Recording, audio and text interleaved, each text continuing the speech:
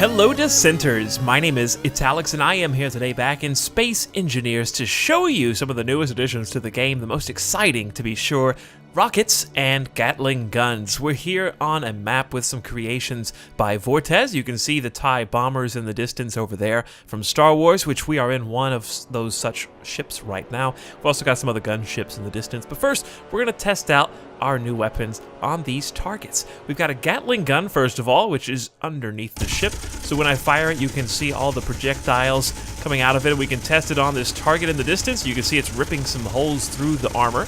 That's a pretty cool feature, and better yet still is the missile launcher. So switching over to the missile launcher, we can now fire some amazing explosives. Okay, so the missiles are over to the left. Let's see if we can hit this target. There we go. Obliterate it! You know what that means? Way more fun videos in Space Engineers, because now we can just blow stuff up. Just take the wing straight off of that TIE bomber, finish it off with a couple more missiles, and one more for good measure because it's so beautiful. This is what we have been waiting for oh so long now, and it's finally here. The ability to just blow up ships at will. If you can hit them, that is, while moving, they become a bit more difficult targets. I think the missiles at the moment and the Gatling is unlimited, and they're really strong considering, you know, how easy they are to shoot and how rapidly they can fire, but I'm sure tweaks will arrive in due time. The same basic principle applies to these asteroids. You can blow up holes, which is, of course, far more efficient than mining at the moment, except you don't get any ore. It's just a quicker way to dig through an asteroid. So like I said, tweaking gonna come in due time because these babies sure are powerful right now. There is something else I did want to show you, something that makes targeting a little bit easier, something that Vortez has created. That is a crosshair.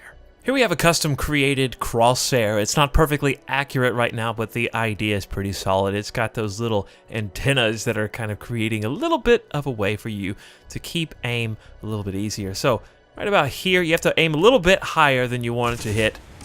And now you can see from a distance, the Gatling gun is connecting with its target. This is more or less a turret. It's connected to this base, so you can have manable turrets now, which is just an awesome idea. This little gunship, on the other hand, has a bit more firepower, perhaps too much firepower. If you'll notice, there are approximately 8 Gatling turrets and 4 missile launchers. What's really cool is how the physics are handled with these projectiles. So check this out.